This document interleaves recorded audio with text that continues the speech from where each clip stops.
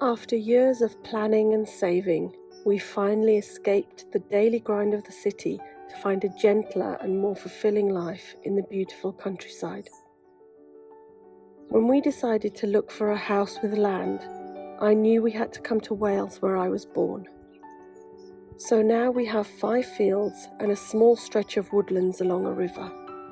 Unfortunately, the river isn't ours, it's on our neighbour's land, but it's beautiful nonetheless. So join me while I attempt to turn these 8 acres into a wildlife haven where I grow my own food, medicine and craft supplies. I'm Samina and welcome to my messy plot. Okay, so today I'm doing a job that I'm not really looking forward to. I've been putting it off for a little while, but I just can't put it off anymore because I went into this shed yesterday and realised that my things are getting ruined. I went in there a few days ago and it was raining inside. And I thought, oh God, what's going on here? And I realised that condensation was building up on the metal roof, and then as it was warming, or I don't know how the physics of it works, but anyway, it was raining. It was falling off the roof, falling off the inside of the roof and onto all of my stuff. So I covered some of it with black bags because there were things like, you know, my new strimmer and stuff like that. I really didn't want them to get ruined. But then when I went in there yesterday, I realised that the floor is sopping wet. So the ground level outside is higher, especially to one side of the shed, than the level inside. So there's water seeping in through the walls. The floor is soaking wet. All of the stuff that was on the floor is sopping wet. So I'm not looking forward to going through that and finding out how many of my things have been ruined, because I can't actually remember what's in the boxes and the bags and stuff. Because basically what happened, when we came here with all our stuff in a van, we just had to dump it out of the van, but we realised that the person who we bought this house from had left all of his junk in all the outbuildings, you know, all the stuff he just couldn't be bothered to deal with. So we just ended up putting all of our stuff on top of all of his stuff. So I have to take everything out. I've got shelving units being delivered at some point today, so I'm going to try and get some of the stuff out, or if not, take it out, because even though it's an absolutely glorious day today, it could tip down at any second. We're not forecast for rain, but that really doesn't mean anything. So I'm going to see what I can do about organising stuff so that I don't have to bring it all out. Maybe I just bring out the stuff I know for sure that is his stuff that I don't want. I don't know. I'm rambling. I'm going to get on with it. Let me show you what we're dealing with. There's actually so many things I want to show you. So, you know, we had the snow and there was these tracks, these footprints in the snow that I saw, and I thought, oh, is that here? I got really excited, but I'm not sure. And then I bought some plants online, and they've most of them have arrived. Not the bare root hedging and fruit trees. They haven't come yet, thankfully, actually, because I really don't have the time to plant them at the moment. So, you know, I'm just, well, anyway, I'm thankful for that, to say the least. Anyway, look, I'm going to stop rambling. Let's get on to some action. Okay, so here we are. So as you can see, absolutely full of junk, but I'm just going to angle you down a little bit. Can you see? So this part of the floor is dry and that's soaking wet. So there's a lot of water coming in there and all of my things are wet. I need to get them off the floor. I need to get the old guy's stuff out of here. So I think what I'm going to start with doing is I'm going to empty the stuff of his that I don't need off of this shelf here, and then in this water butt here, it's full of plastic plant pots. So I'm going to take them all out, stack them on that shelf, get the water butt out of there, get that second water butt out of there, and then start thinking about maybe moving everything that's on this side over to this side. Not that there's much space, because when the units come, 2 of them are going on this side, 2 of them are going on that side, because they're different sizes. So I've moved all the stuff that was here. There was like this little partially rotten table that was here. It was screwed onto, oh, it was a bloody nightmare actually trying to detach everything. Anyway, I've gotten rid of that. All of the stuff that was here, hang on.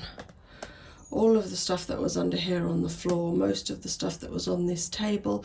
So I just need to get rid of the last few bits of this, move the stuff on this shelf. I think this shelf is probably going to come off, and then sweep up, because once I've got this off, it means that once the units come, I can put 2 of them over here and all the stuff that's behind me can start getting piled up.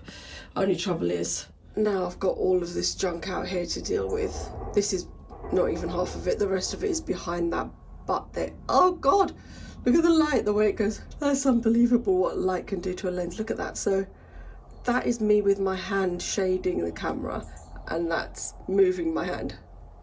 That's crazy, isn't it? Anyway, yeah, I'm gonna carry on, but I wanted to stop and show you because I work much better when I'm showing someone my progress, because then it reminds me that I am making progress.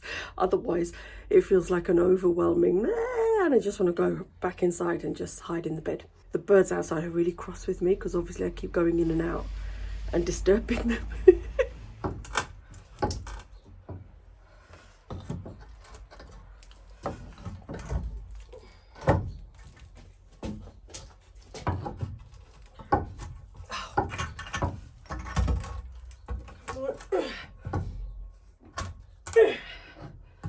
Why won't this come off?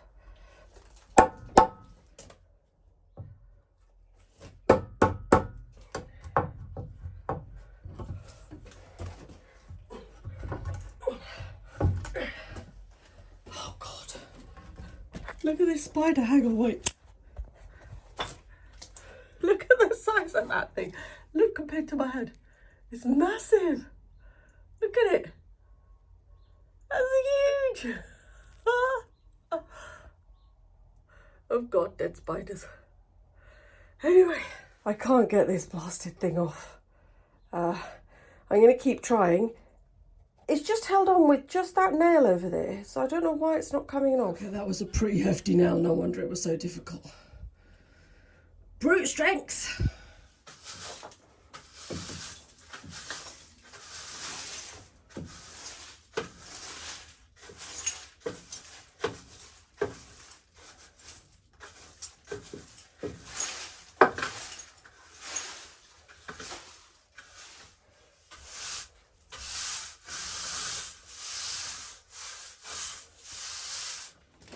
Okay, the units have just arrived. It's just about 12:15, so I'm glad they arrived early. So only 2 came though, and I ordered 4, so they must be sending the other 2, the different sizes, with another courier, which is annoying. You know, if you order something from somewhere and you order it all at the same time, you want it to come together, you know, rather than sending 2 different vans, 2 different loads of anyway. So I'm going to put this together. Luckily the ones that arrive now are the ones that are going to go here, because the ones that are going to go on that side are a bit smaller, so I'm happy about that. Luck is on my side. So I'm going to get on and put these together, and then I'll feel like I'm making some progress.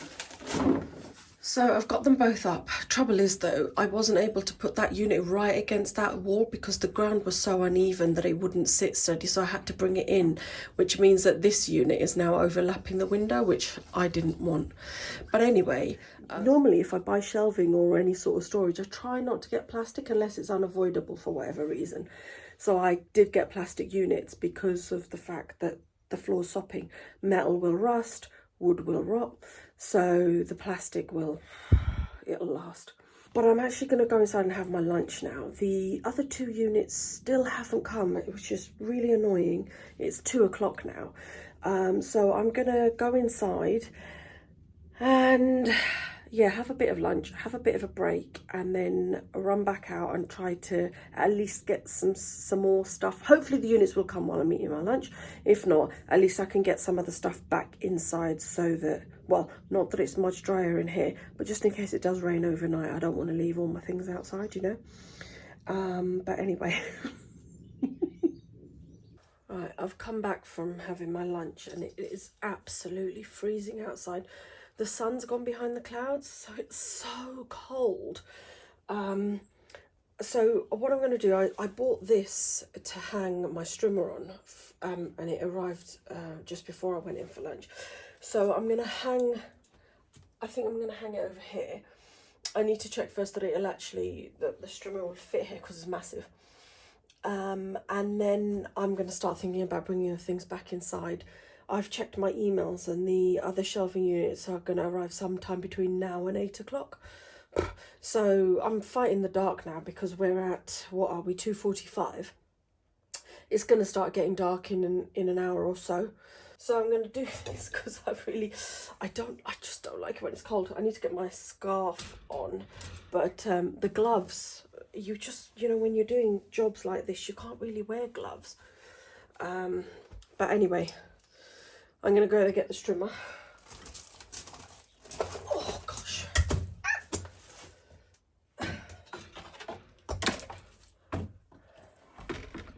All right. If I hang it right on the top brick, I think, oh, bloody hell. I'm glad I checked. I might put it on that back wall then. Let's have a look.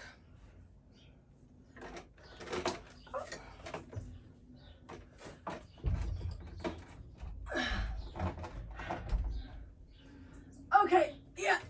Oh, it's heavy. Oh, you don't realise how heavy those things are when you're actually using them.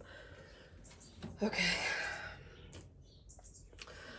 Right, I'm gonna get the drill and everything and get on with it. Okay, it's the next day and I'm pretty much done in the sense that I've done as much as I'm going to do at the moment. So the two shorter units have come and I've put them up and they're just full of bits of things that really need to be sorted out. I put all of my empty pots on the top shelf there. I didn't realise how many I had until they're all lined up there. And then on this side over here, actually there's still quite a lot of things from the guy who used to live here. So